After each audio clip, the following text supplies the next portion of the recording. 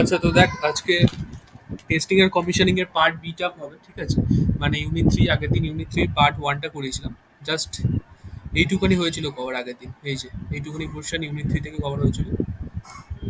এই অয়েল অবধি, ঠিক আছে? অয়েলের বিভিন্ন প্রপার্টিস এইগুলো ইনসুলেটিং অয়েলের। তো এবার আজকে করবো হচ্ছে test before and after commissioning.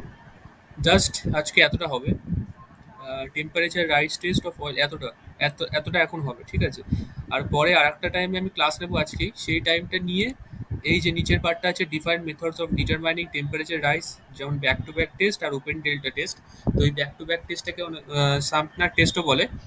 এই দুখানা টেস্টের ওপেন ডেল্টা যদিও না হয়, ব্যাক টু ব্যাক টেস্টের একটা প্র্যাকটিক্যাল আমাকে দেখাতে হবে, ওটা করে দেখাবো প্রটিয়াসে, ঠিক আছে?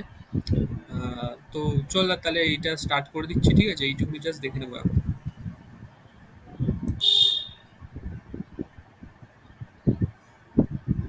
বেশি হয়ে যাবে।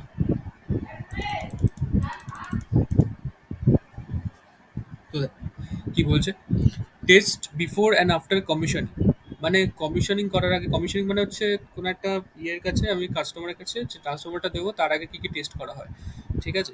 এই সব কটা টেস্ট কিন্তু তোর যে মেকার আছে বা ম্যানুফ্যাকচার রয়েছে সেই ম্যানুফ্যাকচার এন্ডে করা হয়, ঠিক আছে? এইগুলো কিন্তু কাস্টমার এন্ডে বা কাস্টমার যে ইয়েতে ওইখানে কিন্তু করা হয় না।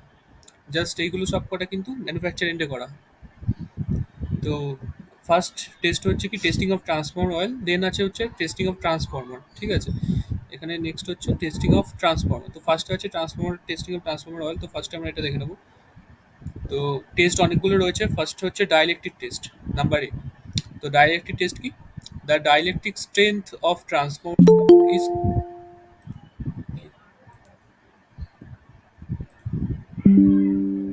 সুরজিৎ দেখ এইটা করাচ্ছি, ঠিক আছে? ওই তোর part beta, testing and commissioning ETCM এর পার্ট বিটা এইটা হবে, test and before after commissioning, আচ্ছা আচ্ছা। ঠিক আছে? তো দেখ dielectric test, the dielectric strength of transformer oil is also called the breakdown voltage of transformer oil. Obviously, ডাইলেকট্রিক স্ট্রেংথটা আমরা ব্রেকডাউন ভোল্টেজটাকেই বলি, মানে যে ভোল্টেজে অয়েলের মধ্যে ব্রেকডাউন হয়ে যায় বা অয়েলের মধ্যে থেকে ইলেকট্রন ফ্লো করতে থাকে, সেই ভোল্টেজটাকে আমরা বলি ব্রেকডাউন ভোল্টেজ বা ডাইলেকট্রিক ভোল্টেজ, ঠিক আছে? বা ডাইলেকট্রিক স্ট্রেংথও বলা হয় সেটাকে। কতটা ভোল্টেজ অব্দি ও নিতে পারবে, তারপরে কিন্তু ওর ইনসুলেটিং প্রপার্টি টোটালি খারাপ হয়ে যায় ট্রান্সফর্মার অয়েলে, ঠিক আছে? তো breakdown voltage is measured by observing at what voltage sparking stands, মানে স্পার্কিং স্ট্যান্ডস মানে স্পার্কিং হয় অ্যাট হোয়াট ভোল্টেজ, কোন ভোল্টেজে স্পার্কিং হয় উইদিন দ্য অয়েল, সে অয়েলের মধ্যে কোন ভোল্টেজে স্পার্কিং শুরু হয় জাস্ট সেই ভোল্টেজটাকে কিন্তু ওটা ব্রেকডাউন ভোল্টেজ বলে। For this A breakdown voltage measuring kit is available. Oil is kept in a pot in which one pair of electrodes are fixed with a gap of 2.5 mm, মানে দুটো electrode থাকে, ঠিক আছে? এরকম একটা পট থাকবে, এই পটের মধ্যে দুটো ইলেকট্রোড থাকবে, এখানে একটা ইলেকট্রোড আর এখানে একটা ইলেকট্রোড, ঠিক আছে? এরকম দুটো ইলেকট্রোড থাকবে আর এইখানে ট্রান্সফর্মার অয়েল ফিল করা থাকবে, ঠিক আছে? এখানে ট্রান্সফর্মার অয়েল ফিল করা থাকবে। এবার এই দুটো ইলেকট্রোডের মধ্যে যে গ্যাপ সেটা বলছে 2.5 mm জাস্ট, মানে 1 mm কত ছোট হয়, ঠিক আছে? এবার 2.5 mm এর গ্যাপ রাখছে এখানে। তো এইটার মধ্যে আমি ট্রান্সফর্মার অয়েলটা রাখবো। এবার এখানে আস্তে আস্তে আমি ভোল্টেজ অ্যাপ্লাই করবো ওই দুটো ইলেকট্রোডের অ্যাক্রসে, ঠিক আছে? তো দেখ the rate of rise of voltage is controlled at 2 kV/সেকেন্ড, মানে 2 kV/সেকেন্ড রাইজ অনুযায়ী। বা ডিভিডিটিটা কি থাকবে, আমার ডিভিডিটি থাকবে হচ্ছে 2 kV/সেকেন্ড, মানে পার সেকেন্ডে আমি কেবলমাত্র 2 kV ভোল্টেজই আপ করবো। এরকম করতে করতে আস্তে আস্তে আমি ভোল্টেজ বাড়াতে থাকবো, ফার্স্টে 2 kV, দেন 4 kV, দেন এই 6 kV, তারপর 8 kV, এরকম, ঠিক আছে? পার সেকেন্ডে বাড়বে 2 kV করে। And observe the voltage at which sparking starts between the electrodes, এবং আমরা দেখবো কোন ভোল্টেজ লেভেলে গিয়ে বা কোন ভোল্টেজ লেভেলে পৌঁছে গিয়ে সেই ট্রান্সফর্মার ওয়ালটার মধ্যে থেকে ইলেকট্রনগুলো ফ্লো করবে বা ফ্ল্যাশিং হবে, ঠিক আছে? ফ্ল্যাশিং হওয়া মানে কিন্তু ওর মধ্যে থেকে ইলেকট্রন ফ্লো করবে, যার ফলে কি ওর টোটালি ওর যে ইনসুলেটিং প্রপার্টি সেটা কিন্তু খারাপ হয়ে গেল। তো আলটিমেটলি কোন ভোল্টেজ লেভেলটা এটা হয়, টিপিক্যালি আমরা জানি 30 kV ফর ট্রান্সফর্মার অয়েলের জন্য। 30 kV কিন্তু ওর ব্রেকডাউনটা হয়, ঠিক আছে? বা it should be 30 kV minimum value 30 kV হতে হবে। এবার ধর অনেক হাই রেটিং এর যে ট্রান্সফর্মার, যেমন 765 kV যে ট্রান্সফর্মারগুলো আছে, মানে আমি ভোল্টেজের কথা বলছি, ঠিক আছে? এখানে পাওয়ার লেভেলের কথা বলছি না। 765 kV যে আউটপুট ভোল্টেজের যে ট্রান্সফর্মারগুলো রয়েছে, অর্থাৎ ধর ওই তোর কোথায় বল, জেনারেটিং স্টেশন, ঠিক আছে, ট্রান্সমিশনের জন্য যে সমস্ত ট্রান্সফর্মার ইউজ করে সেই সমস্ত ট্রান্সফর্মারের ক্ষেত্রে কি হয়, অয়েলের যে ডাইলেক্ট্রিক স্ট্রেন্থ সেটা আরেকটু বেশি হয়, 50 কেভি, ঠিক আছে। ওই সব ট্রান্সফর্মারের জন্য 50 কেভি হয় তার অয়েলের ডাইলেক্ট্রিক স্ট্রেন্থটা বা ব্রেকডাউন ভোল্টেজটা। আর নর্মাল যে সমস্ত ট্রান্সফর্মার রয়েছে, ঠিক আছে, খুব বেশি লার্জ না, সেইগুলোর জন্য 30 কেভি হয়। বুঝতে পারলাম typical value of breakdown voltage of transformer oil. 30 কেভিতে গিয়ে ওর মধ্যে থেকে ব্রেকডাউন হয়ে যাবে। সেকেন্ড বলছে কি acidity test. The transformer oil may get acidic due to oxidization, temperature rise, etc. খুব হাই টেম্পারেচার যদি ওই অয়েলের মধ্যে আমরা দিয়ে দিই, বা কিংবা ওই অয়েলটা যদি ফ্রিকুয়েন্ট ময়েশ্চারের সাথে কন্ট্যাক্টে আসে, অর্থাৎ ধর বাইরের যে ময়েশ্চার সেই ময়েশ্চারের সাথে কন্ট্যাক্টে আসে, অথবা জল ঠল যদি ওর মধ্যে পড়ে, তার কী হবে, ওর মধ্যে অক্সিডাইজেশন হবে, ঠিক আছে। ডিউ টু অক্সিডাইজেশন ওর যে ইয়ের প্রপার্টিগুলো নষ্ট হয়ে যায় ট্রান্সফর্মার অয়েলের, ঠিক আছে, টেম্পারেচার রাইজ, অক্সিডাইজেশন এটসেট্রা, এগুলোর কারণে কিন্তু ওর যে ইনসুলেটিং প্রপার্টি সেটা নষ্ট হয়ে যায়, ঠিক আছে। প্লাস তার মধ্যে অ্যাসিডিটি চলে আসে। তো কি বলছে, the transfer oil may get acidic due to oxidisation, temperature rise etcetera. It causes decrease in resistivity of the oil. Obviously transfer অয়েলের মধ্যে রেজিস্টিভিটি আছেই বলে তো ওটাকে আমরা ইনসুলেটিং অয়েল হিসেবে ইউজ করে থাকি। ওর মধ্যে যদি রেজিস্টিভিটি না থাকতো তাহলে আমরা তো ইউজ করতে পারতাম না, তাই তো। এবার অ্যাসিডিক হওয়ার ফলে কি হয়, অ্যাসিডিক হওয়ার ফলে তার মধ্যে যে রেজিস্টিভিটি সেটা কিন্তু নষ্ট হয়ে যায়। স্লাজ ফর্মেশনও হয় তার সাথে সাথে, ঠিক আছে, যেমন রেজিস্টিভিটি নষ্ট হয় তার সাথে স্লাজও ফর্ম করে। দেখি না আমরা অনেক সময় অয়েলের মধ্যে বা তেলের মধ্যে কালো কালো অনেক, মানে কি বলবো, অর্ধতরল যে পদার্থগুলো সেই সমস্ত কিছু জমা হয়, ওগুলোকে স্লাজ বলে, ঠিক আছে। ওই স্লাজ ফর্মেশনের জন্য কিন্তু এর প্রপার্টি টোটালি খারাপ হয়ে যায়। We can determine the acidity of transformer insulating oil by a simple portable acidity test kit. একটা অ্যাসিডিটি টেস্ট কিট হয়, তার দ্বারা কিন্তু আমরা ট্রান্সফর্মার অয়েলের অ্যাসিডিটি চেক করতে পারি। এখানে যেমন দেখলাম একটা পটের মধ্যে রেখে করা হয়, ওরকমই খানিকটা এখানেও। এখানে খালি কয়েকটা যৌগ টৌগ মিশিয়ে এটসেট্রা তোর ওইটার যে অ্যাসিডিটি সেটা কিন্তু টেস্ট করা হয়। দেখবো কি করে, জাস্ট একটা ওভারভিউ নেবে এখান থেকে, অত ডিটেলসে এটা দেখবো না। The acidity is measured by required quantity in milligram of potassium hydroxide. KOH means হচ্ছে potassium hydroxide to entirely neutralize the acidity of 1 gram of transformer oil. মানে দেখ এখানে বলতে চাইছে, সোজা ভাষা এখানে বলতে চাইছে যে আমার কাছে যদি 1 গ্রাম অফ ট্রান্সফর্মার অয়েল থাকে, ঠিক আছে, আমি এখানে লিটার ফিটার দিয়ে কিছু বলছি না, গ্রামে বলছি, ঠিক আছে। তো 1 গ্রাম যদি আমার ট্রান্সফর্মার অয়েল থাকে, 1 গ্রাম যদি আমার অয়েল থাকে, সেই অয়েলটার মধ্যে যে অ্যাসিডিটিটা রয়েছে সেই অ্যাসিডিটিটাকে নিউট্রালাইজ করতে আমার কত মিলিগ্রাম পটাশিয়াম হাইড্রোক্সাইড লাগবে, কত গ্রামও নয় কিন্তু মিলিগ্রাম পটাশিয়াম হাইড্রোক্সাইড, মানে some amount of milligram of potassium hydroxide বা কেওএইচ দিয়ে কিন্তু আমি 1 গ্রাম অয়েলের মধ্যে যে অ্যাসিডিটি আছে সেটাকে নিউট্রালাইজ করতে পারি, অর্থাৎ অ্যাসিডিটিটাকে কিন্তু টোটালি আমি হাটিয়ে দিতে পারি সেই অয়েলের মধ্যে থেকে, ঠিক আছে। তো সেটার ভ্যালু কত হতে হবে, সেটার ভ্যালু টিপিক্যাল ভ্যালু হচ্ছে 0.3 মিলিগ্রাম কেওএইচ বা potassium hydroxide per gram of oil.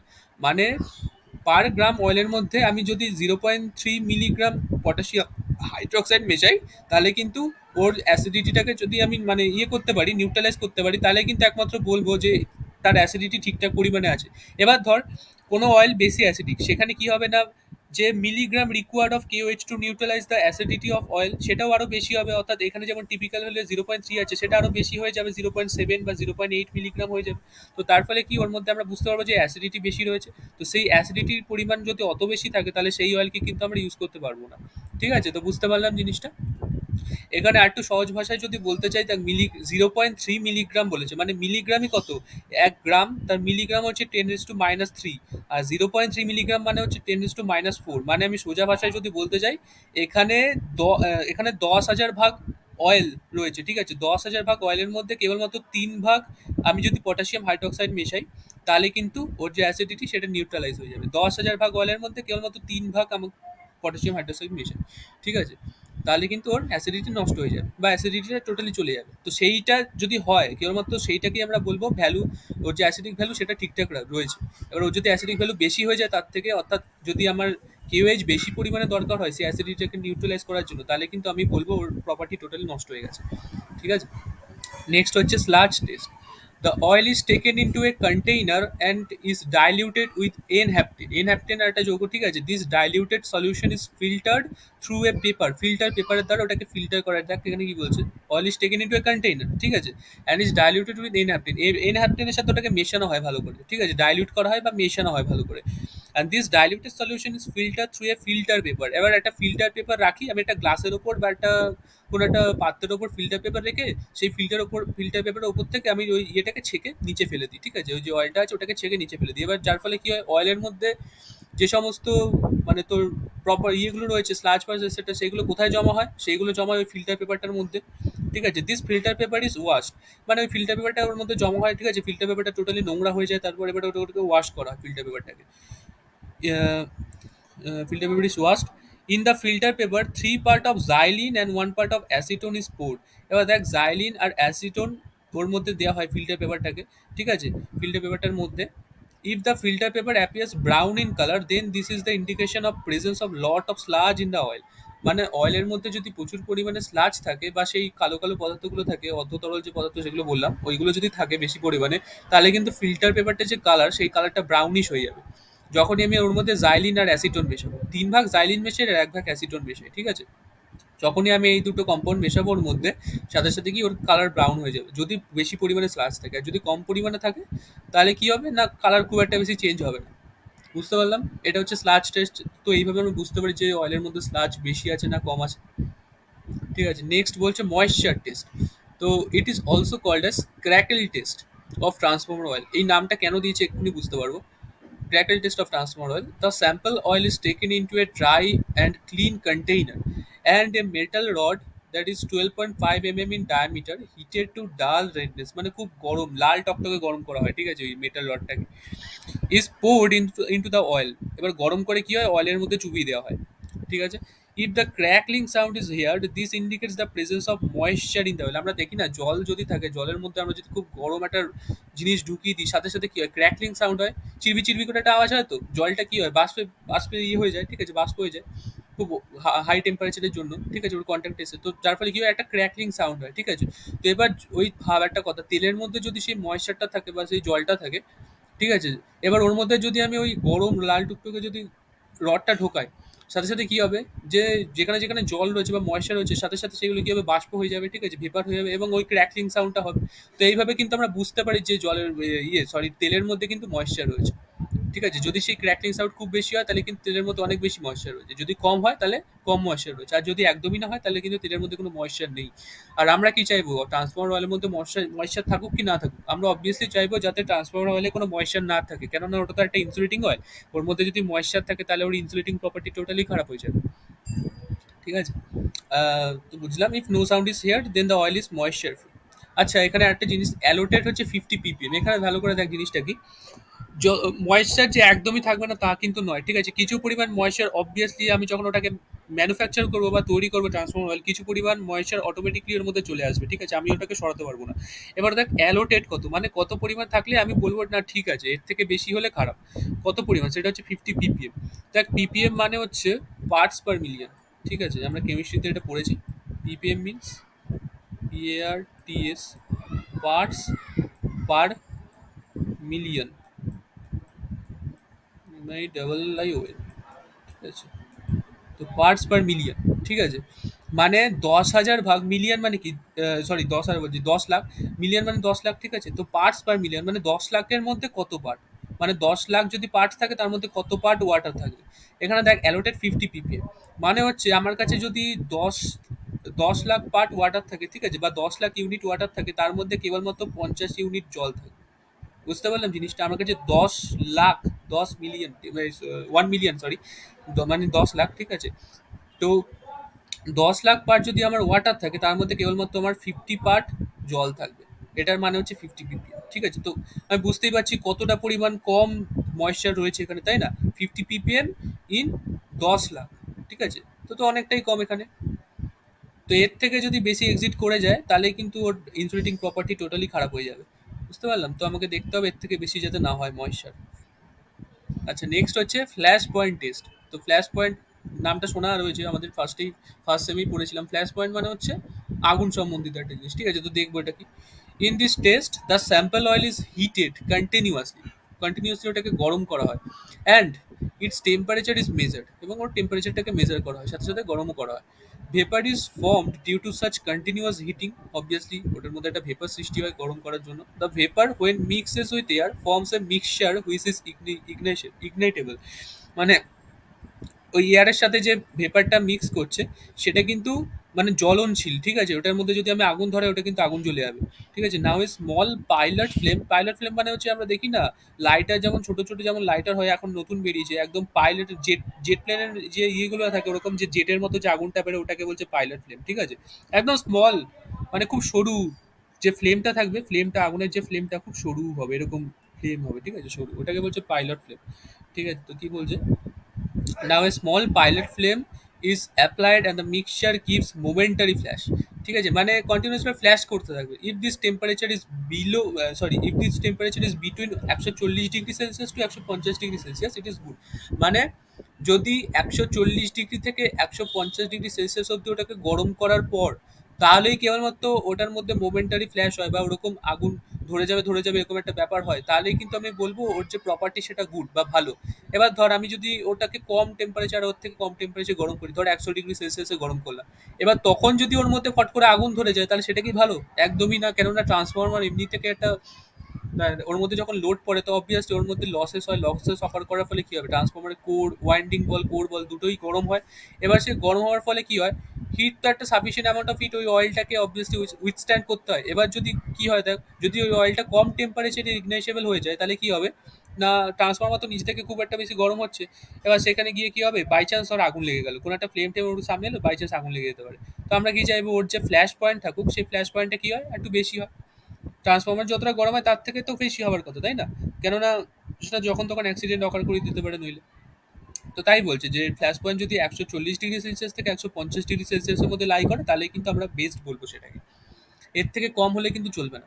এর থেকে বেশি হতে পারে, বাট এর থেকে কম, আরে খুব বেশিও না, ঠিক আছে? কেন খুব বেশি যদি হয়ে যায়, একটা জিনিস দেখ, ট্রান্সফরমার যদি ধর ফল্ট কন্ডিশন হয় ট্রান্সফরমারের মধ্যে, তখন আমরা কিভাবে বুঝতে পারি ট্রান্সফরমারের মধ্যে যদি কোনো ফল্ট অকার করে, তাহলে ওর মধ্যে অনেক ইয়ে হয়, ধর হিট জেনারেট হয়, ঠিক আছে? প্রথম জিনিস যেটা হবে সেটা হচ্ছে হিট জেনারেশন, আর্কিং ফার্কিং সেটা অনেক কিছু হবে, এবার যার ফলে কি ওর মধ্যে একটা প্রেশার ক্রিয়েট হয়, ঠিক আছে? হাই প্রেশার ক্রিয়েট হয়, সেই হাই প্রেশারের ফলে কি হয়, আমাদের যে আমরা কি জানি ওপরে কনজারভেটর ট্যাঙ্ক থাকে, নিচে হচ্ছে ট্রান্সফরমারের যে অয়েলের যে কন্টেনার, অয়েলের কন্টেনার থাকে। এবার হাই প্রেশার যদি অয়েল কন্টেনার মধ্যে হয়ে যায়, সাথে সাথে কি হবে, অয়েলটা জাস্ট উল্টো দিকে ফ্লো করবে, অর্থাৎ নর্মাল কন্ডিশনে কনজারভেটর থেকে অয়েল ট্যাঙ্কে অয়েলটা ফ্লো করে।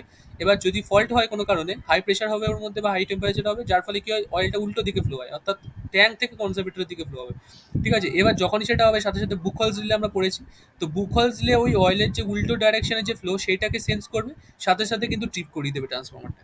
তো এইভাবে কিন্তু oil as a coolant as well as a মানে সুইচ গিয়ার হিসেবে ওটা কাজ করে, ঠিক আছে? প্রোটেক্টিভ মানে প্রোটেকশন হিসেবেও কিন্তু কাজ করে ট্রান্সফরমারে। তো বুঝতে পারলাম জিনিসটা। এবার ওটা যদি টেম্পারেচার খুব হাই হয়ে যায়, মানে খুব হাই টেম্পারেচারে যদি ওটা বার্ন হয় বা ওর মধ্যে ইয়েটা সৃষ্টি হয় ব্যাপার, তাহলে কি হবে, ট্রান্সফরমারের মধ্যে ধর ফল্ট অকার করলো, সেই কন্ডিশনেও কিন্তু অয়েলের মধ্যে খুব একটা বেশি ইম্প্যাক্ট পড়বে না, যার ফলে কি অয়েল নর্মাল ফ্লোতেই চলবে। তো যার ফলে কি আমরা ফল্ট হলে বুঝতে পারবো না, ঠিক আছে? তো ওর টেম্পারেচার অবভিয়াসলি একটা মিনিমাল বা নমিনাল একটা ভ্যালুর মধ্যে লাই করানো উচিত, সেটা হচ্ছে 140 ডিগ্রি থেকে 150 ডিগ্রি সেলসিয়াস। আচ্ছা, নেক্সট হচ্ছে টেস্টিং অফ ট্রান্সফরমার। আমরা আগে ট্রান্সফরমার অয়েল দেখলাম, এবার হচ্ছে টেস্টিং অফ ট্রান্সফরমার। ফার্স্ট হচ্ছে impedance voltage. What is impedance voltage? The percentage impedance is formally refer to as impedance voltage. ভালো করে দেখ, আমরা জানি ট্রান্সফরমারের একটা পার্সেন্টেজ ইম্পিডেন্স বা ইম্পিডেন্স রয়েছে, পার্সেন্টেজ কথাটা আমি এখন বাদ দিচ্ছি। ট্রান্সফরমারের মধ্যে একটা নির্দিষ্ট ইম্পিডেন্স রয়েছে, ঠিক আছে? কেননা প্রাইমারি ওয়াইন্ডিং এর রেজিস্ট্যান্স রিঅ্যাক্টেন্স, সেকেন্ডারি ওয়াইন্ডিং এর রেজিস্ট্যান্স রিঅ্যাক্টেন্স, তো টোটাল একটা ইম্পিডেন্স রয়েছে। ওই ইম্পিডেন্সটাকে আমরা ট্রান্সফরমারের যে নেম প্লেট সেখানে পার্সেন্টেজ ইম্পিডেন্স দিয়ে দেখাই, ঠিক আছে? এবার এটা সিগনিফিকেন্সটা দেখবো। The percentage impedance is formally refer to as impedance voltage. এবার ভোল্টেজ কথাটা কেন বলছে, ইম্পিডেন্স তো ঠিক আছে ভাই, না আমরা বুঝতে পারলাম জেড দিয়ে ডিনোট করছি ইম্পিডেন্সকে, না ইম্পিডেন্স ঠিক আছে, বাট ভোল্টেজ কথাটা কেন আসছে এর সাথে? সো সেই ইম্পিডেন্সের জন্য যে পরিমাণ ভোল্টেজ ড্রপ হয় সেই জন্যই এই কথাটাকে বলছি ইম্পিডেন্স ভোল্টেজ একসাথে, ঠিক আছে? মানে ইম্পিডেন্সটাকে আমি কিভাবে রেফার করবো, মানে এই যে ইম্পিডেন্স রয়েছে ট্রান্সফরমারের ক্ষেত্রে, এর ক্ষেত্রে আমার এর জন্য আমার কতটা ক্ষতি হচ্ছে, সেই ক্ষতিটাকে আমরা মেজার করবো ভোল্টেজ দিয়ে, মানে ইম্পিডেন্সের জন্য কতটা পরিমাণে ভোল্টেজ আমার ড্রপ হচ্ছে, ঠিক আছে? ওই জন্য এটাকে একসাথে ইম্পিডেন্স ভোল্টেজ বলা হয়। ইট ইজ দ্য সাপ্লাই, মানে যত পরিমাণ ভোল্টেজ কমবে সেটাই হচ্ছে impedance voltage. It is the supply voltage expressed as a percentage of rated voltage, as a percentage of rated voltage, মানে রেটেড কত ভোল্টেজ থাকবে তার কত পার্সেন্ট ভোল্টেজ আমার ড্রপ হচ্ছে, ঠিক আছে, that is required to circulate the rated current through the transformer. It is measured by short circuit test on transformer. The low voltage side is shorted by an ammeter, maybe with CT arrangement. দেখ এবার আমি এখানে short circuit test of transformer পড়েছি, তো short circuit test দিয়ে আমরা কি করতে পারি না, আমরা তোর কি বলে ইকুইভ্যালেন্ট যে প্যারামিটার, সার্কিটের যে ইকুইভ্যালেন্ট প্যারামিটারগুলো, যেমন রেজিস্ট্যান্সের ভ্যালু, রিঅ্যাক্ট্যান্সের ভ্যালু, ইম্পিডেন্সের ভ্যালু, মোর স্পেসিফিক্যালি বলতে গেলে শর্ট সার্কিট টেস্ট থেকে আমরা ইম্পিডেন্সের ভ্যালুটা পাই, তো ইম্পিডেন্সের ভ্যালু কিন্তু এখান থেকে আমরা পেয়ে যাচ্ছি শর্ট সার্কিট টেস্ট থেকে, ঠিক আছে, তো যার ফলে ইম্পিডেন্সের ভ্যালু যদি একবার পেয়ে যাই, তো এখান থেকে কত পার্সেন্ট ভোল্টেজ ড্রপ হবে সেটাও আমরা পেয়ে যাবো. তো দেখ the it is measured by short circuit test on transformer. The low voltage side is shorted. তো শর্ট সার্কিট টেস্টের ক্ষেত্রে কিন্তু লো ভোল্টেজ সাইডটাকে শর্ট করে আর হাই ভোল্টেজ সাইডে আমরা মেজার করি সমস্ত জিনিস. এটার একটাই কারণ, যার ফলে কি মানে কারণটা কি, দেখ লো ভোল্টেজ সাইড, এবার ভোল্টেজ যদি কম হয় কারেন্ট বেশি হবে, এবার লো ভোল্টেজ সাইডে যদি আমি মেজার করতে যাই হাই ভোল্টেজ সাইডকে শর্ট করে, সেক্ষেত্রে কি হবে না, লো ভোল্টেজ সাইডে অনেক বেশি কারেন্ট ফ্লো করবে, অত বেশি কারেন্ট মেজার করা সম্ভব না. সেই কেসটাই আমরা যদি লো ভোল্টেজ সাইডটাকে শর্ট করে হাই ভোল্টেজ সাইডে করি, তো যেহেতু ভোল্টেজ হাই তাই কারেন্ট কম, ওইখানে ভোল্টেজটাকে এই কারেন্টটাকে মেজার করার সুবিধা আছে. বুঝতে পারলাম কেন শর্ট সার্কিট টেস্টটা ইয়েতে করা হয়.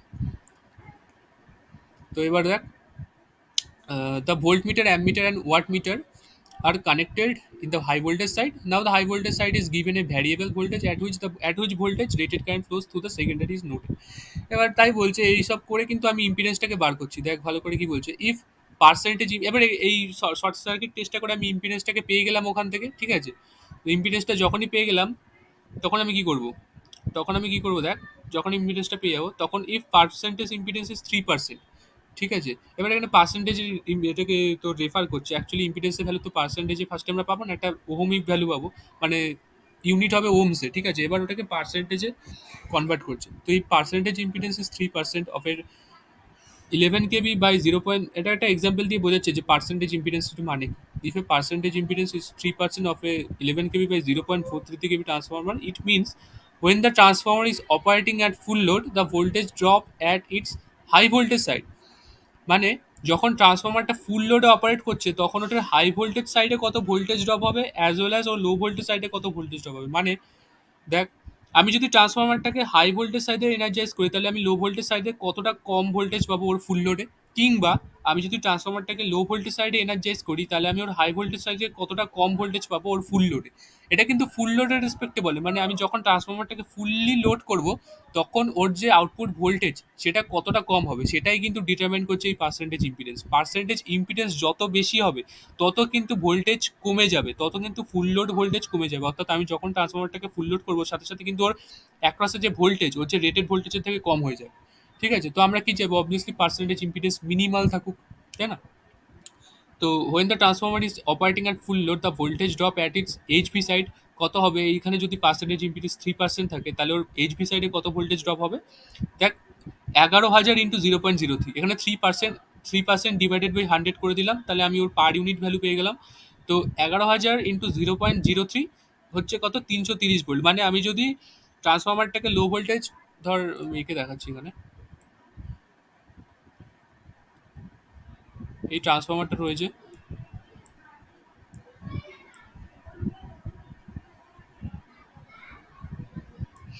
এটা ধর ওর এলভি সাইড, এটা ধর ওর এইচভি সাইড, ঠিক আছে, এখানে ধর এলভি সাইডের রেটিং হচ্ছে কত বলেছি, এটা রেটিংই দেবো 0.43 কিবা, অর্থাৎ 433 ভোল্ট. এলভি সাইডের ভোল্টেজ হচ্ছে 433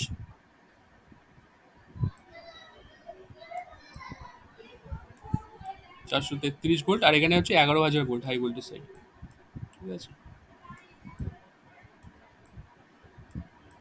11,000 ভোল্ট. ওকে, এবার দেখ যখন আমি এইখানে সাপ্লাই দেবো, যখন আমি এলভি সাইডে সাপ্লাই দেবো,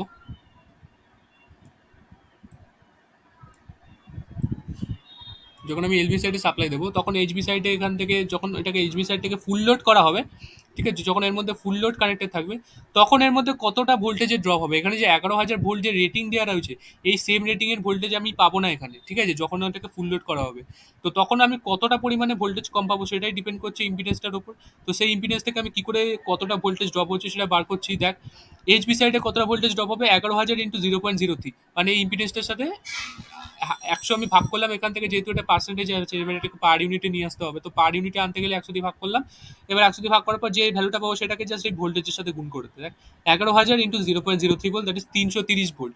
অর্থাৎ আমি কিন্তু 11,000 মাইনাস 330 ভোল্ট আমি এখানে পাবো। ঠিক আছে, এখানে কিন্তু 11,000 ভোল্ট পাবো না, 11,000 মাইনাস 330 ভোল্ট আমি এখানে পাবো। বুঝতে পারলাম? ঠিক আছে, তো আমি কত ভোল্টেজ পাচ্ছি অ্যাকচুয়ালি এখানে? আরেকবার বল, আরেকবার বল। দেখ, ইম্পিডেন্স মানে কি, ট্রান্সফরমারের যে প্রাইমারি কয়েল সেকেন্ডারি কয়েল তার মধ্যে রেজিস্ট্যান্স রিঅ্যাক্ট্যান্স রয়েছে, যার ফলে একটা ইম্পিডেন্স হবে ওর মধ্যে। ঠিক আছে, এবার সেই ইম্পিডেন্সটাকে আমি রেফার করছি অ্যাজ এ ভোল্টেজ ড্রপ। ঠিক আছে, কত পার্সেন্ট ভোল্টেজ ড্রপ হচ্ছে ইম্পিডেন্সটার উপর, তাই জন্য ওটাকে পার্সেন্টেজ ইম্পিডেন্স বলছে। ঠিক আছে, বা ইম্পিডেন্স ভোল্টেজও বলছে ওটাকে। তো দেখ, এটা যদি 3% হয়, কোনো ট্রান্সফরমারের নেম প্লেটে যদি লেখা থাকে যে ইম্পিডেন্স ভোল্টেজ 3%, আর তার সাথে সাথে যদি লেখা থাকে ট্রান্সফরমারের প্রাইমারি ভোল্টেজ 11 কেবি, সেকেন্ডারি ভোল্টেজ 0.43 কেবি অর্থাৎ 433 ভোল্ট, তাহলে আমি এখান থেকে কি করে বুঝবো যে ওর মধ্যে কত ভোল্টেজ ড্রপ হবে ডিউরিং ফুল লোড কন্ডিশন, মানে ট্রান্সফরমারটাকে যখন আমি ফুললি লোড করবো তখন ওর মধ্যে ভোল্টেজের কত ড্রপ হবে। সেই ড্রপটা হাই ভোল্টেজ সাইডে কত হবে ফার্স্ট আমরা দেখছি। হাই ভোল্টেজ সাইডে সেই ড্রপটা হবে হচ্ছে 11,000 ইন্টু 0.03। কেন, এখানে পার্সেন্টেজ ইম্পিডেন্স 3%, এটা তো পার্সেন্টেজে বলেছে, এবার এটাকে পার ইউনিটে নিতে গেলে আমাকে এটাকে 100 দিয়ে ভাগ করতে হবে। ঠিক আছে, এটাকে 100 দিয়ে গুণ করে বলা হচ্ছে হচ্ছে পার্সেন্টেজে, এটাকে পার ইউনিটে নিতে গেলে বুঝলাম, বুঝলাম, হ্যাঁ বুঝলাম। বলো। তো এবার দেখ 0.03 আসলো এখানে, এই ভ্যালুটা 0.03, এবার এই ভ্যালুটার সাথে আমি এই ভোল্টেজটাকে গুণ করে দিই, এইটার হাই ভোল্টেজ সাইড অথবা লো ভোল্টেজ সাইড, যে কোনো একটা ভোল্টেজকে গুণ করে দেয়। যদি আমি হাই ভোল্টেজ সাইডে নিতে চাই তাহলে 11,000 ইন্টু 0.03 কত আসলো, 330 ভোল্ট। এবার 11,000 মাইনাস 330 কত হয় বল, বল কত হয়? 11,000 - 330, হ্যাঁ, ওই তো 1,700, 1,700 সামথিং হবে আর কি। 700 না 600, 670। 670 মতো। ঠিক আছে, তো 1,000, হ্যাঁ, সরি, 11,000, 10,670। ঠিক আছে, তো দশ হাজার হ্যাঁ। ছশো সত্তর ভোল্ট কিন্তু আমি এখানে পাবো ডিউরিং ওর ফুল লোড কন্ডিশন, 11,000 ভোল্ট কিন্তু আমি পাবো না। ঠিক আছে, তো এখান থেকে আমি বুঝতে পারলাম যে ওর মধ্যে ভোল্টেজ ড্রপ কতটা হচ্ছে। এবার এটা তো যখন আমি লো ভোল্টেজ ওয়াইন্ডিংকে এক্সেপ্ট করছি আর হাই ভোল্টেজ সাইডকে দেখছি, এবার এটা উল্টোও হতে পারে। অর্থাৎ আমি ধর,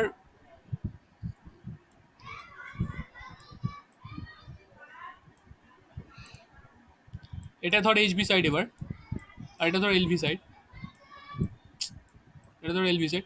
এবার আমি এটাকে এক্সাইট করছি, তো এইখানে এর রেটিং হচ্ছে 433 ভোল্ট। ঠিক আছে,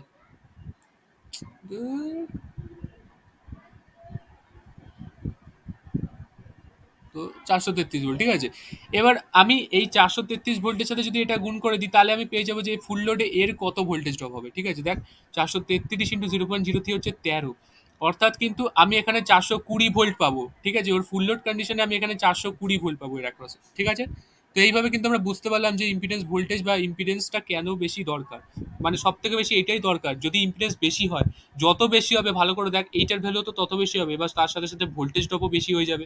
এর ভ্যালু ধর 5%, 7% হয়ে গেল, তখন এর ভ্যালু বেশ বেশি হয়ে যাবে না? তো আলটিমেটলি এখানে আরো বেশি ভোল্টেজ ড্রপ হবে, তো সেটা তো মোটেও ডেজারেবল নয়, তাই না? আমরা কি চাইবো, ভোল্টেজ কনস্ট্যান্ট থাকুক, নিয়ার অ্যাবাউট কনস্ট্যান্ট থাকুক, ফুল লোডেও যা নো লোডেও তাই থাকুক, তাই তো? তো এখানে তো বেশি যদি ইম্পিডেন্স হয় তাহলে ভোল্টেজ রেগুলেশন বেড়ে যাবে, আমরা সেটা মোটেও চাই না। ওকে, তো তাই বলছে যে ইম্পিডেন্স থেকে কি করে আমরা এই ভোল্টেজটাকে ক্যালকুলেট করছি, কতটা পরিমাণ ভোল্টেজ ড্রপ হবে বা কমবে। ঠিক আছে, বুঝতে পারলাম। এবার দেখ পার্সেন্টেজ, আমরা তো বললাম ইম্পিডেন্স থেকে ভোল্টেজ কি করে বার করি, এবার এই ইম্পিডেন্সটা কি করে বার করি সেটাও বলে দিয়েছি এখানে, ভালো করে দেখ। Percentage impedance is equals to হচ্ছে injected voltage divided by rated voltage into 100%। এবার দেখ এটা কখন হবে, শর্ট সার্কিট, আমি বলেছি না ট্রান্সফরমারের শর্ট সার্কিট কন্ডিশন করে এইটাকে ইয়ে মানে ক্যালকুলেট করা হয় কিভাবে, দেখ ভালো করে, ছোট্ট করে দেখাই।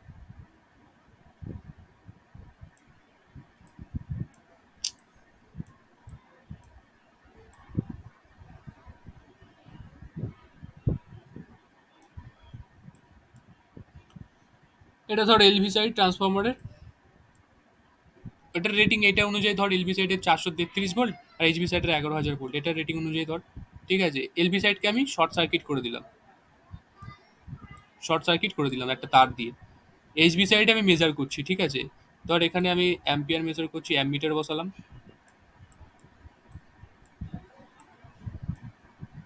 আর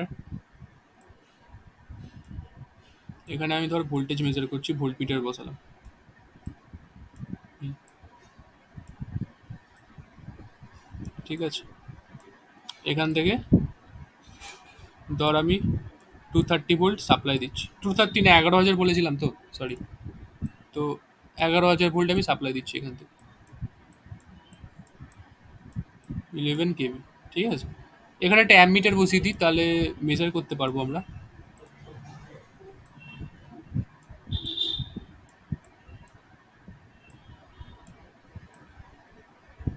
এবার দেখ, এটা এইচবি সাইড 11 কেভি, এটা হচ্ছে এলবি সাইড 0.43 কেভি, ঠিক আছে। এবার 433 ভোল্ট আমি লিখে দিই, 433 ভোল্ট। ওকে, এবার ভালো করে দেখ, আমরা এখানে যে আমরা বলেছি এটা এইচবি সাইড, এটা এলবি সাইড। তো দেখ, আমরা এলবি সাইডটাকে কেন শর্ট করলাম, আমরা এইচবি সাইডটাকে শর্ট করে কেন টেস্টটা করলাম না। দেখ, এলভি সাইডে ভোল্টেজ রেটিং কম, যার ফলে এটার কারেন্ট রেটিং বেশি। আর এই এইচভি সাইডে ভোল্টেজ রেটিং বেশি 11,000, তো সেখানে ওর কারেন্ট রেটিং কম। এবার আমি যদি এটাকে শর্ট সার্কিট করে এদিকে মেজার করি, তো এর যে কারেন্ট ফ্লো হবে, এর শর্ট সার্কিট হলে কি হবে, এর মধ্যে থেকে একটা high amount of current flow হবে, ঠিক আছে। বা কিংবা এটা শর্ট সার্কিট হলে এটার মধ্যে থেকে একটা high amount of current flow হবে, যেটাকে প্রাইমারি কাউন্টার ব্যালেন্স কারেন্ট বলা হয়, ঠিক আছে। ট্রান্সফরমারে পড়েছিলাম যখন, আমরা জেনেছি এটা primary counter balance current. No load current তো ফ্লো করবে এর মধ্যে থেকে, তার সাথে সাথে এটা যত বেশি লোড করবো ট্রান্সফরমারকে, তত বেশি কিন্তু প্রাইমারি কাউন্টার ব্যালেন্স কারেন্ট এর মধ্যে থেকে ফ্লো করবে। ওকে, তো এখানে কি হচ্ছে, এখানে যেহেতু ভোল্টেজ রেটিং বেশি, তার জন্য কারেন্ট রেটিং কম। এবার দেখ, আমি এটাকে শর্ট করছি, এখান থেকে তো বহুত high amount of current flow করবে as compare to this side. যেহেতু এখানে ভোল্টেজ রেটিংটা এর থেকে অনেকটা বেশি, তো এখানে কারেন্টটা মেজারেবল লিমিটের মধ্যে থাকবে। এই যে অ্যামিটার আছে, এটা মেজারেবল লিমিটের মধ্যে থাকবে, ঠিক আছে। কারেন্টটা আমরা মেজার করতে পারবো সহজে। বাট এটাকে যদি আমরা এখানে নিয়ে আসি আর এইচভি সাইডকে শর্ট করে দিই, তাহলে কি হবে, এলভি সাইডে যেহেতু ভোল্টেজ রেটিং 433 ভোল্ট, এর কারেন্ট রেটিং কিন্তু খুব হাই হয়ে যাবে, ঠিক আছে। ধর মানে খুব হাই, মানে কত বলতে পারি আমি, 300 অ্যাম্পিয়ার, 400 অ্যাম্পিয়ার এটসেট্রা, বা তারও বেশি হবে, 700 অ্যাম্পিয়ার, 800 অ্যাম্পিয়ার এটসেট্রা, অনেক বেশি হয়ে যাবে এর কারেন্ট রেটিং, ঠিক আছে।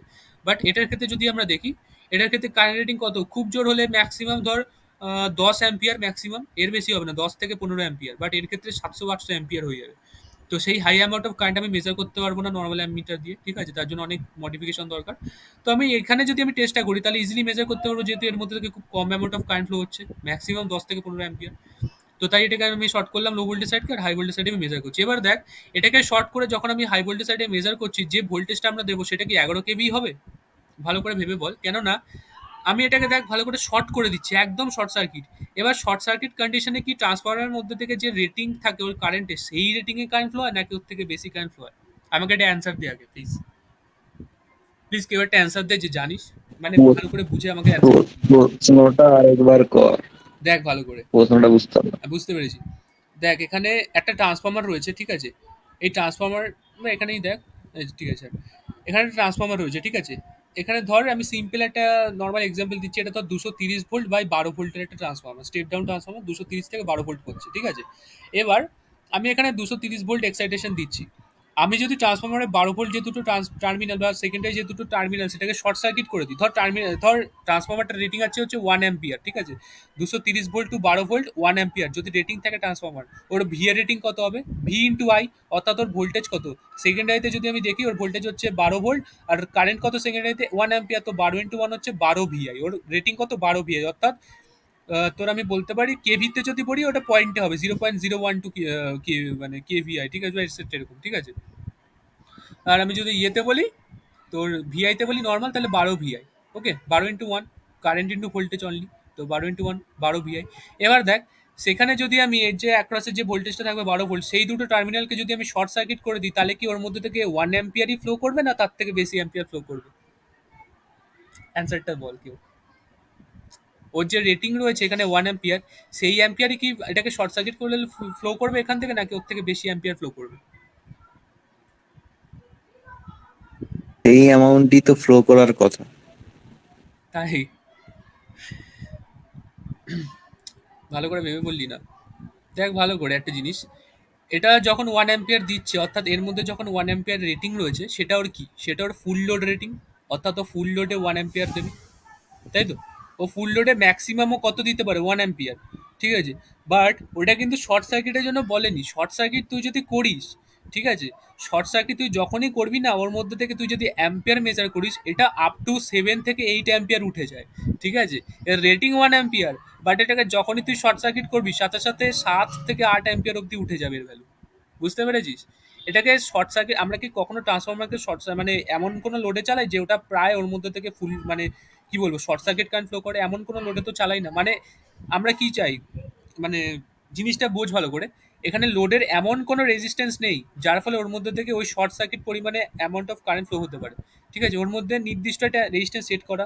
ধর এসি বল, ফ্রিজ বল, এসেপ্ট আমরা যে নর্মাল ডিস্ট্রিবিউশন ট্রান্সফর্মার দেখি 220 ভোল্ট ধর এখানে আছে।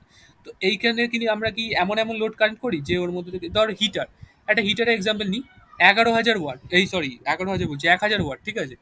তো ওয়াটের যত বেশি হবে, এখানে দেখ, এখানে একটা রেজিস্ট্যান্সগুলোকে লোড হিসেবে ক্যালকুলেট কর বা কনসিডার কর। এটা ট্রান্সফরমারের আউটপুট, ঠিক আছে। ট্রান্সফরমারের আউটপুট এখানে 220 ভোল্ট আছে, 220 ভোল্ট রয়েছে।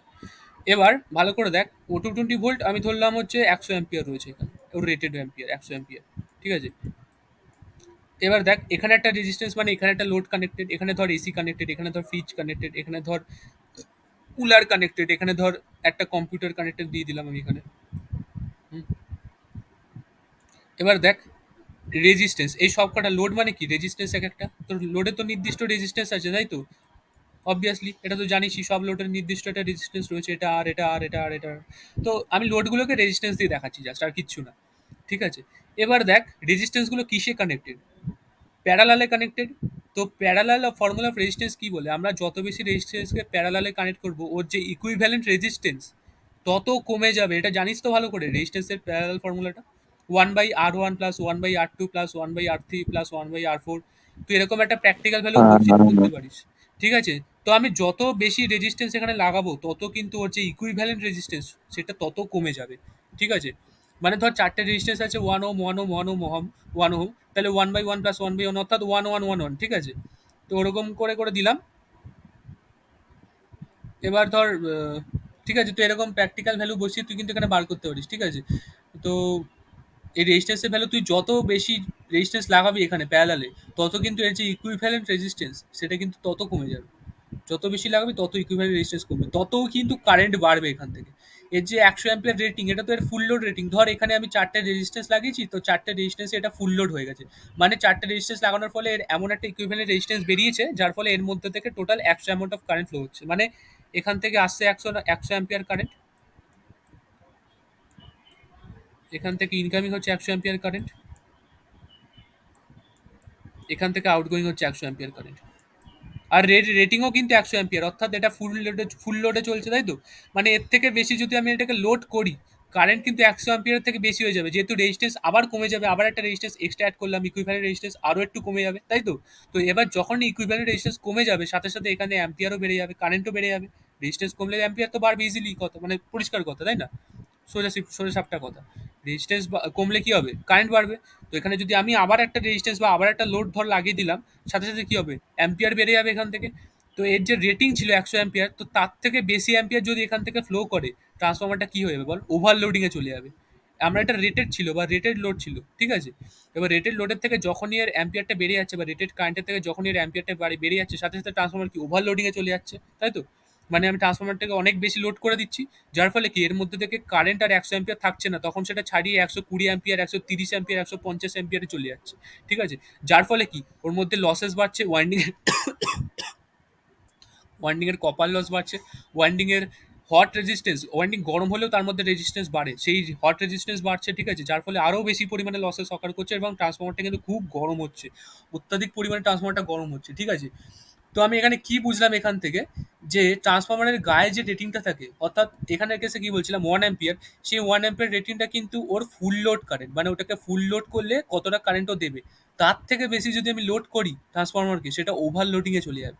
আর ওভারলোডিংয়ে গেলে কিন্তু সাথে সাথে ওর যে কারেন্ট রেটিং, সেই কারেন্ট রেটিং ওর রেটেড রেটিং ছাড়িয়ে চলে যাবে, ঠিক আছে। এখানে 1 অ্যাম্পিয়ার ছিল, যখনই আমি এটাকে একদম কমিয়ে দিলাম এখানে রেজিস্ট্যান্স বা ওভারলোড করে দিলাম, সাথে সাথে 1 অ্যাম্পিয়ার থেকে ছাড়িয়ে 7-8 অ্যাম্পিয়ারের কারেন্ট রেটিং চলে যাবে, ঠিক আছে?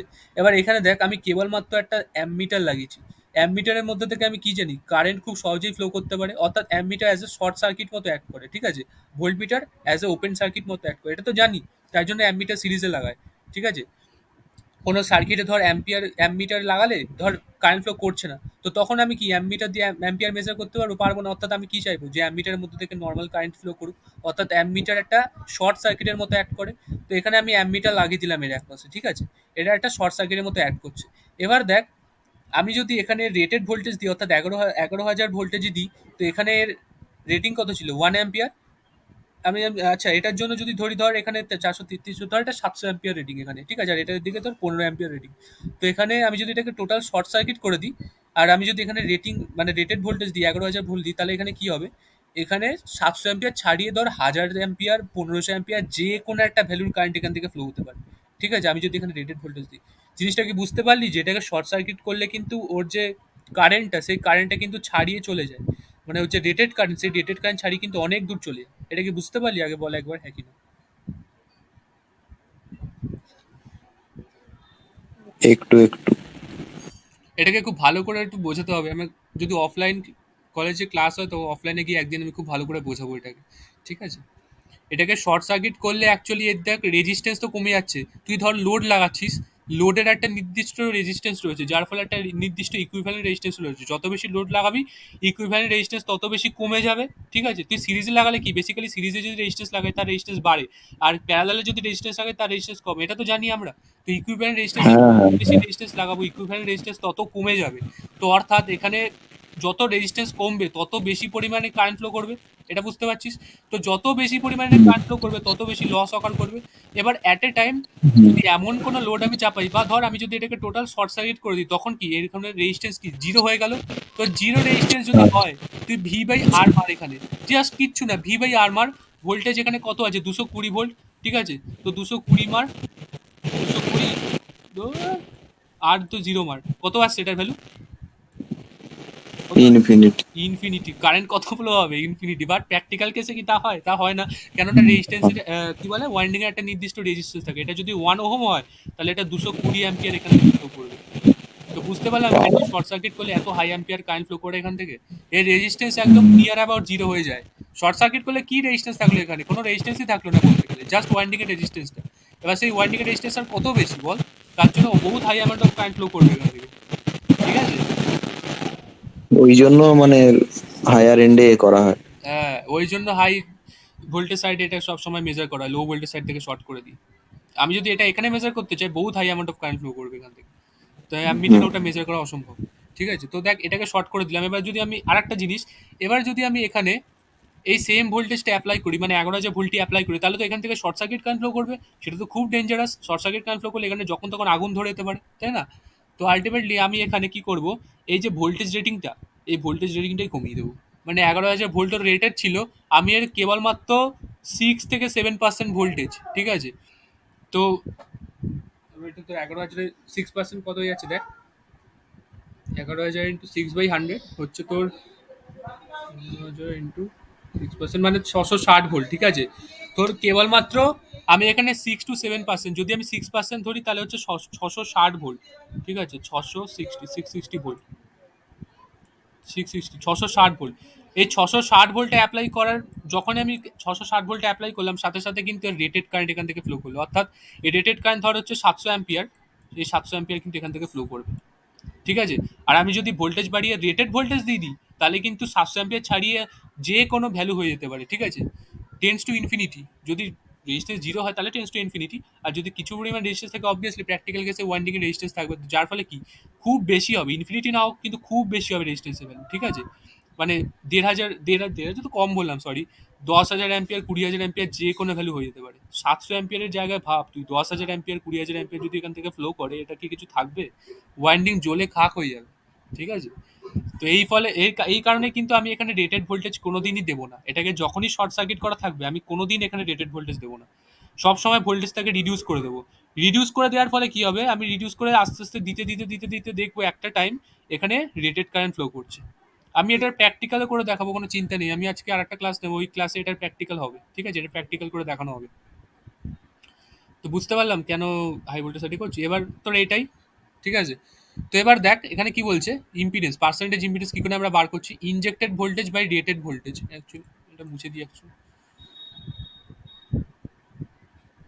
এক সেকেন্ড দাঁড়া। ওকে, তো দেখ injected voltage by rated voltage. এবার দেখ এই যে ট্রান্সফরমারটার ক্ষেত্রে এটা রেটেড ভোল্টেজ কত, 11,000, 11,000 বা 11, সরি 11,000 ওর রেটেড ভোল্টেজ। ঠিক আছে, যদি আমরা হাই ভোল্টেজ সাইড নিই সেটা 11,000, যদি লো ভোল্টেজ সাইড নিই সেটা 433 ভোল্ট। তো আমরা হাই ভোল্টেজ সাইডে নিচ্ছি 11,000 ভোল্ট। আর ইনজেক্টেড ভোল্টেজ, এর মধ্যে ইনজেক্টেড ভোল্টেজ কত করলাম, 6 to 7% অফ রেটেড ভোল্টেজ, অর্থাৎ 660 ভোল্ট। ঠিক আছে, 660 ভোল্ট ইনজেক্টেড ভোল্টেজ কত হয়ে যাবে, 660, 660/11,000 ইন্টু 100%, এখান থেকে পার্সেন্টেজ ইম্পিডেন্স বেরিয়ে যাবে। এখানে তাকে এক্সাম্পল নিয়ে দেখেছি, এখানে 300 ভোল্টে করেছি, একটু কমে করেছি। ঠিক আছে, 3% আর 4% করেছি আমরা এখানে, বাট এখানে 6% নিয়েছি। ঠিক আছে, তো দেখ 300 যখন হচ্ছে, 300 ডিভাইডেড বাই 11,000 ইন্টু 100% কত দাঁড়াচ্ছে, 2.73%। এটা হচ্ছে ওর ইম্পিডেন্সের ভ্যালু বা পার্সেন্টেজ ইম্পিডেন্সের ভ্যালু। আমরা এখান থেকে পার্সেন্টেজ ইম্পিডেন্সের ভ্যালু পেয়ে গেলাম।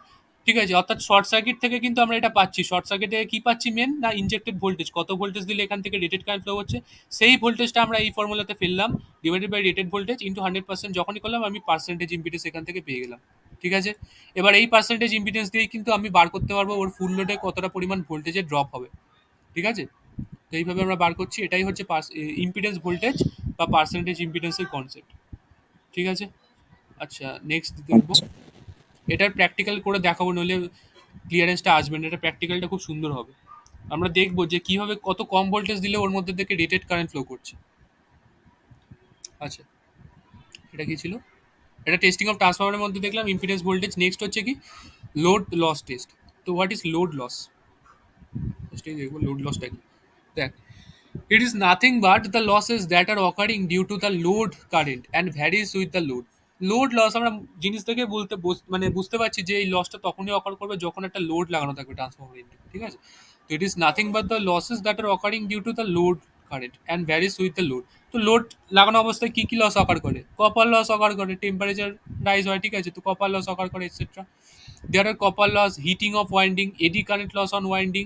ওয়াইন্ডিংয়েও কিন্তু এডি কারেন্ট লস হয়, যেমন কোরের মধ্যে হয়। কোরেরটা তো নোড লস, ঠিক আছে, বাট এডি কারেন্ট কিন্তু ওয়াইন্ডিং এর মধ্যেও হয়। ঠিক আছে, তো সেই ওয়াইন্ডিং এর এডি কারেন্টের জন্য লস হয়। তো কপার লস তো থাকছেই, এটা তো প্রিডোমিনেন্ট, মানে এটা প্রায় আপ টু 60 to 70% কপার লসই হবে।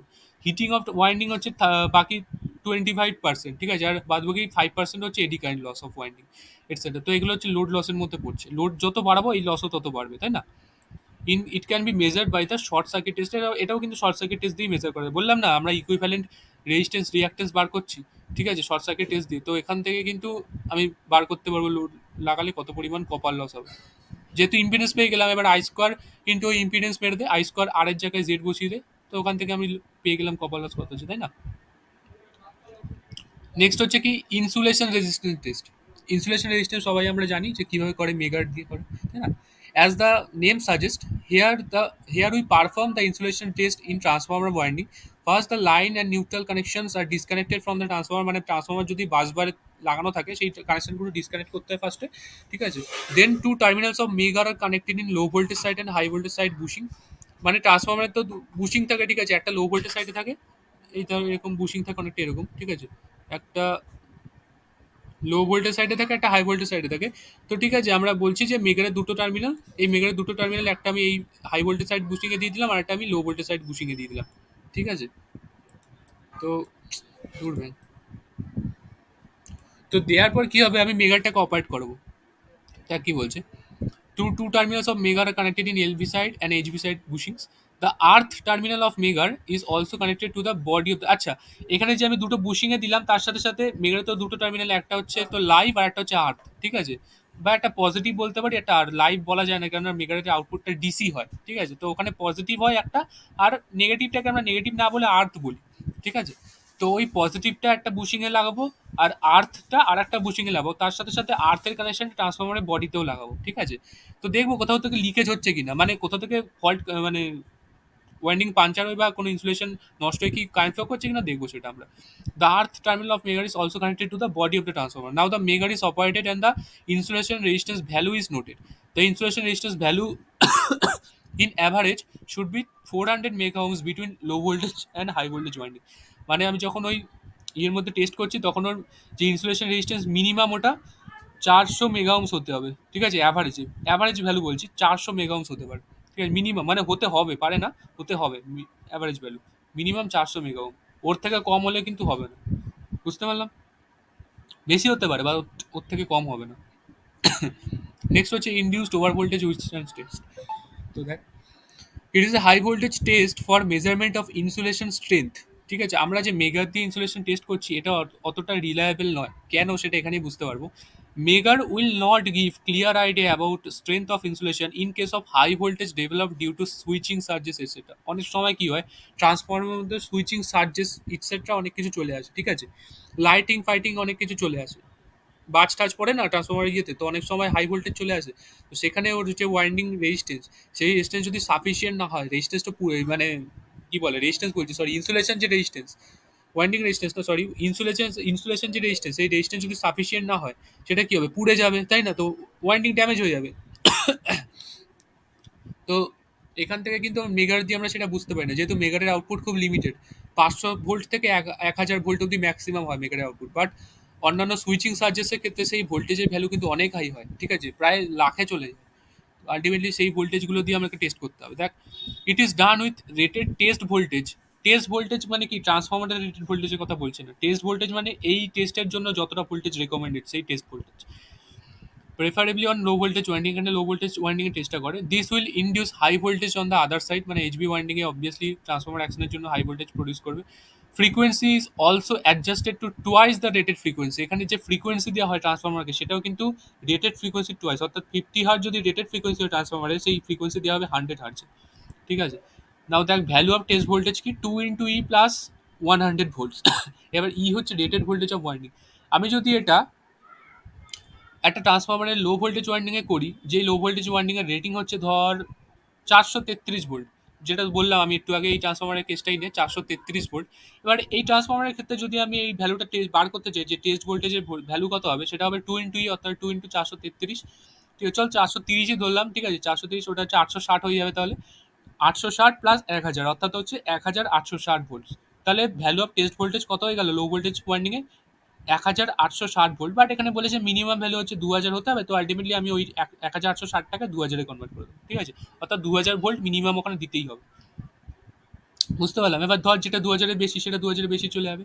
বাট 2000-এর কম যেগুলো হবে, সেটা 2000-এর কম আমি দেবো না, 2000 মিনিমাম দিতে হবে ওখানে। তো 2000, ওর যে রেটিং ছিল 433 ভোল্ট, ওই 433 ভোল্ট বা 430 ভোল্ট রেটিংয়ের জায়গায় আমি ওখানে 2000 ভোল্ট দেবো। 2000 ভোল্ট দিয়ে দেখবো ওই ভোল্টেজটা কি, ওর যে ইনসুলেশন সেটা উইথস্ট্যান্ড করতে পারছে কি পারছে না, ঠিক আছে? যদি পারে তাহলে কিন্তু বুঝতে পারবো ওইটা তাহলে থান্ডারস্টর্ম বা এটসেট্রা যে সমস্ত বাজ টাজ পড়ে সেগুলোকেও উইথস্ট্যান্ড করে নেবে, ঠিক আছে? ফর এক্সাম্পল দেখ, ইন 11 kV বা 0.43 kV ট্রান্সফর্মার, ওই এক্সাম্পলটা দিয়েছি, টেস্ট ভোল্টেজ জন্য এলবি সাইড হচ্ছে 1866 ভোল্ট, তো এটাকে আমি মিনিমাম 2000 নিয়ে গেছি, তাই 2000 দিলাম।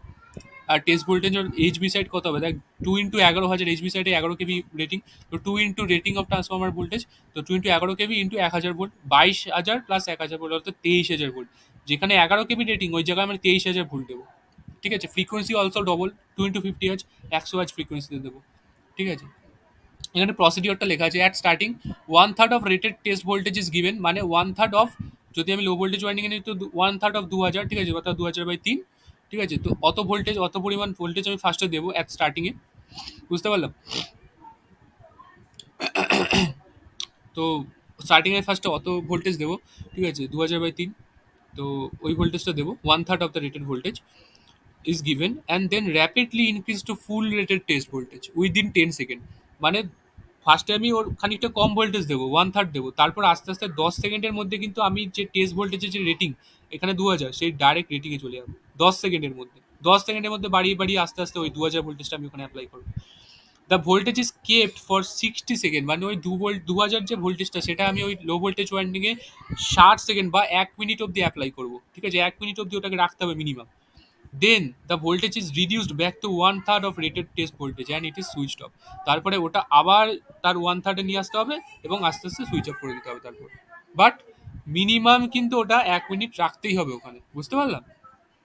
এটা হচ্ছে প্রসিডিওরটা। নেক্সট অবজারভেশন, অবজারভেশনে কি দেখলাম আমরা সেটা, During test, check for insulation between coils. Check if there are any breakdown of the insulation resistance. মানে insulation resistance কি breakdown হয়ে গেছে, কিংবা fire smoke or not, fire আগুন চলে গেছে ওর মধ্যে, কিংবা স্মোক বেরোচ্ছে এটসেট্রা। তো যদি এইগুলো হয় তাহলে কিন্তু ইনসুলেশনটা খুব উইক, এবং সেই ইনসুলেশন কিন্তু আমরা ট্রান্সফরমারে ইউজ করতে পারবো না। ঠিক আছে? তো আলটিমেটলি ওর কিন্তু ওয়াইন্ডিং রেজিস্ট্যান্স অনেকটাই হাই হতে হবে, মানে ওয়াইন্ডিং ইনসুলেশন রেজিস্ট্যান্স, সরি, অনেকটাই হাই হতে হবে। বুঝতে পারলাম? নইলে ফ্রিকুয়েন্ট সুইচেসের সময় কিন্তু ওটা নষ্ট হয়ে যাবে।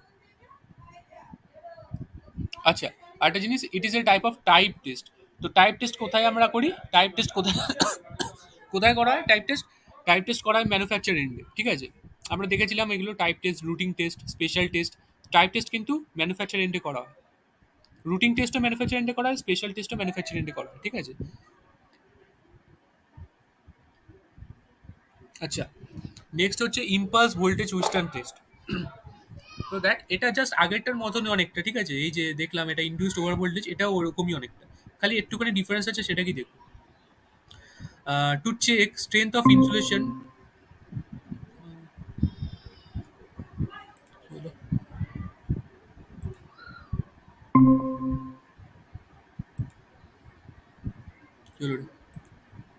Hello hello hello. হ্যাঁ হ্যাঁ, আছিস তো? হ্যাঁ। আচ্ছা, বাকিরা বেরিয়েছে নাকি? কি জানি, হতে পারে, যাই হোক, ওটা ভিডিও রেকর্ডিং টেকর্ডিং কিছু একটা দেখে নেবে। তো দেখ, impulse voltage withstand test, to check strength of insulation to withstand high voltage impulses due to lighting and switching surges. And this test gives better idea of insulation strength with respect to high voltage state. মানে এটার মধ্যে কি আরেকটু রাফলি আমি ভোল্টেজটাকে check করি, যার ফলে কি আরো বেটার আইডিয়া হয় যে রাফলি যদি কোনো হাই সার্জেস চলে আসে ওর মধ্যে, তাহলে ওটার ইনসুলেশন রেজিস্ট্যান্স ড্যামেজ হবে কি হবে না। A high voltage impulse generator is needed to generate 1/50 wave. দেখ, 1/50 ওয়ে মানে হচ্ছে 1/50 wave takes 1 microsecond to reach its peak and 50 microsecond to reach its half. মানে দেখ, এমন একটা ভোল্টেজ, ইম্পালস ভোল্টেজ হচ্ছে এমন একটা ভোল্টেজ যেটার মধ্যে যে পিকটা খুব তাড়াতাড়ি ওটা অ্যাটেন্ড করে। ঠিক আছে? আমাদের যেমন নর্মাল দেখ, যে 50 হার্টজ যে ফ্রিকোয়েন্সিতে যে আমরা নর্মাল অপারেট করি, সেটার কিন্তু পিক ওটা কত মিলি সেকেন্ডে অপারেট করবে বল? পিক কতটা মিলি সেকেন্ডে ওটা নিতে পারবে? দেখ, ওটার মধ্যে টাইম পিরিয়ড হচ্ছে 1/50। ঠিক আছে? টাইম পিরিয়ড হচ্ছে 1/50, মানে হচ্ছে 0.02, তাই তো? জিরো পয়েন্ট হুম। জিরো টু অর্থাৎ এটা হচ্ছে ওর একটা সাইকেলে 0.02 টাইম লাগবে, অর্থাৎ টোটাল এখান থেকে এতটা নিতে 0.02। এবার এটা যদি আমি হাফ করে দিই, ঠিক আছে, এটা 0.01, 0.01 মানে হচ্ছে এটার হাফ সাইকেল। 0.01-এর হাফ তাহলে তোর করে দিই। তো বন্ধ হয়ে গেছে, স্ক্রিন শেয়ার বন্ধ হয়ে গেছে। ও, এক সেকেন্ড দাঁড়া।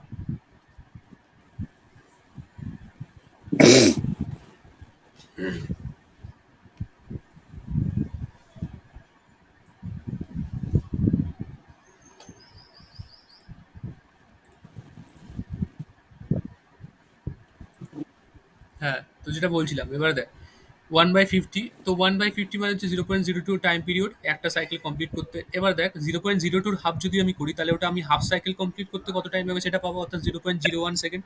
এবার 0.01-এর সেকেন্ডের যদি আমি 2 দিয়ে আবার ভাগ করি, মানে ওটার হাফ, মানে ওটার পিকটা আমি পেয়ে যাবো। ওটার পিক কত সেকেন্ডে হবে? 0.005 সেকেন্ড, তাই তো? 0.01-কে তুই ভাগ কর, জিরো পয়েন্ট জিরো জিরো হ্যাঁ। ফাইভ সেকেন্ড, তাই তো? তো ওটাই হচ্ছে জিরো পয়েন্ট হুম। Zero zero five second.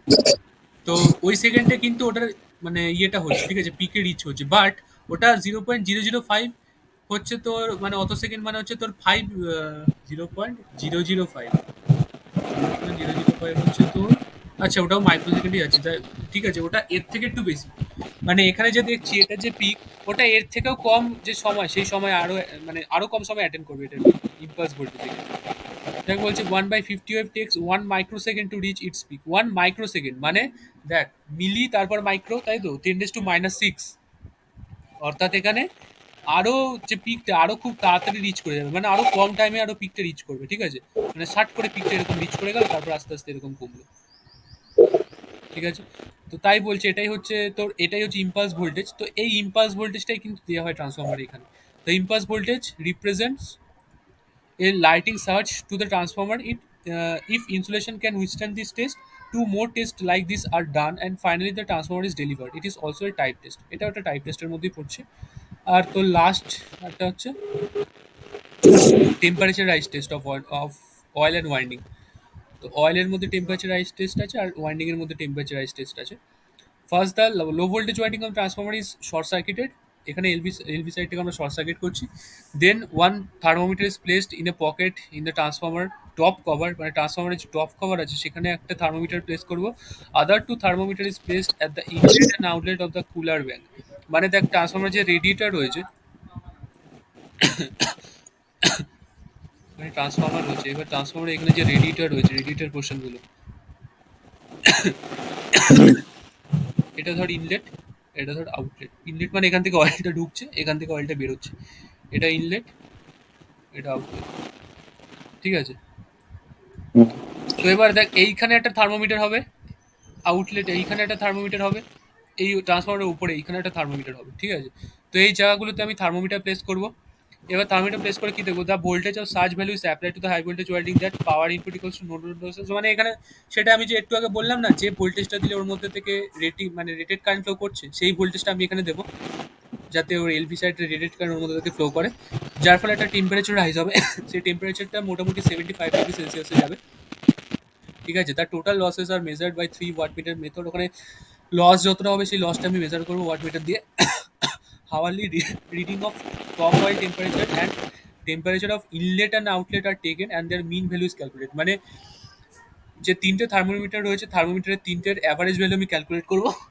ওই অ্যাভারেজ ভ্যালুটা যে ক্যালকুলেট করে যে আমি ইয়েটা পাবো এই টেম্পারেচারের, ওটাই এই হচ্ছে। এই ল্যাবটাই দেখাবি আর কি। না না, এইটা না, ল্যাব একটা খুব সুন্দর ল্যাব দেখানোর রয়েছে, ওইটা দেখাবো যখন দেখবি, ঠিক আছে। এখন যেটা দেখে নে, হয়ে যাবে এক্ষুনি বলছি। তো এখানে মিন ভ্যালু নেবো, তিনটে থার্মোমিটারের মিন ভ্যালু নিয়ে কিন্তু আমি দেখাবো কত টেম্পারেচার রাইজ করছে, ঠিক আছে। যতক্ষণ ওটা একটা স্টেডি স্টেটে পৌঁছাচ্ছে ততক্ষণ আমি ওদের একটা মিন ভ্যালু নিতে থাকবো, ওকে। ততক্ষণ আমি রিডিং নিতে থাকবো। আচ্ছা, নেক্সট হচ্ছে ওয়াইন্ডিং টেম্পারেচার। এটা এরকমই হবে, ঠিক আছে। After competition of temperature rise for test for oil, the winding temperature is measured. For this purpose full load current is allowed to flow through the low voltage side. এখানেও তাই হচ্ছে, full load current flow করাচ্ছি, যার ফলে winding এর মধ্যে কত temperature rise হচ্ছে সেটা মেজার করবো আমরা। After 1 hour, the supply is switched off and short circuit the low voltage in connection is removed. মানে 1 আওয়ার, মানে 1 ঘন্টা পর আমি জাস্ট ওটা সাপ্লাইটাকে ডিসকানেক্ট করে দিচ্ছি, এবং তখন আমি কিন্তু টেম্পারেচারটাকে মেজার করছি, ঠিক আছে। মানে 1 ঘন্টা অবধি ওটাকে চালিয়ে রাখবো ফুল লোডে, তারপর ওটার কানেকশনটা ডিসকানেক্ট করে তারপর ওয়াইন্ডিং এর টেম্পারেচারটা আমি এখানে মেজার করবো, ঠিক আছে। এই দেখ এখানে তাই বলেছি। এখানে ওয়াইন্ডিং টেম্পারেচার ডাইরেক্টলি মেজার করা যায় না। দেখ আমাদের কেসে কি হয়েছিল, আমরা আগের কেসে দেখলাম জাস্ট অয়েলের যে টেম্পারেচার, অয়েলের টেম্পারেচার তো আমরা ইজিলি মেজার করতে পারছি ট্রান্সফরমারের বডি থেকে। হ্যাঁ, ট্রান্সফরমারের বডি, রেডিয়েটারি, ইনলেট, আউটলেট থেকে কিন্তু আমরা অয়েলের টেম্পারেচার মেজার করতে পারছি। বাট এখানে দেখ ওয়াইন্ডিং যে টেম্পারেচার, ওয়াইন্ডিং তো ভেতরে থেকে ট্রান্সফরমারের, ওয়াইন্ডিং এর টেম্পারেচার আমি কি করে মেজার করবো, সেটা সব থেকে বড় ফ্যাক্টর। এটা ডাইরেক্টলি মেজার করা যায় না, এটা একটা ইনডাইরেক্ট মেথড দিয়ে মেজার করে, ঠিক আছে। ভালো করে দেখ কি করে। The resistance of the এই লাইনটা, but the resistance of the winding are measured quickly after disconnecting the supply। এখানে বললাম না 1 ঘন্টা চালাবো, 1 ঘন্টা চালানোর হুম। পর ডিসকানেক্ট করলাম, ডিসকানেক্ট করার পর সাথে সাথে resistance of the winding are measured, but 3 to 4 minutes intervals should be kept total for 50। মানে 15 মিনিট ধরে আমি ওটা মেজার করবো, তার মাঝে আমি প্রথম 0 মিনিটে একবার মেজার করলাম, তারপরে 4 মিনিট গ্যাপ দিলাম, তারপরে 4 মিনিট পর আবার মেজার করলাম, আবার 4 মিনিট গ্যাপ দিলাম, তারপর আবার মেজার করলাম, এরকম এই করে করে 15 মিনিট অবধি মেজার করবো, ঠিক আছে। তো মেজার করার আচ্ছা। পর কি হবে, এবার দেখ আমি তোকে কি বলেছি যে ট্রান্সফরমারের মধ্যে ওয়াইন্ডিং গরম হলে ওর মধ্যে রেজিস্ট্যান্স বাড়ে। আমি একটু আগে বলেছিলাম এটা, যে ওয়াইন্ডিং যত গরম হবে রেজিস্ট্যান্স তত বাড়বে, ওটাকে বলে হট রেজিস্ট্যান্স, ঠিক আছে। তো আলটিমেটলি আমার যে প্র্যাকটিক্যাল কেসে সেখানে তো ট্রান্সফরমার সবসময় চলবে, তো সেই টাইমে ওয়াইন্ডিং এর টেম্পারেচার কত রাইজ করবে সেটা আমার দেখার দরকার।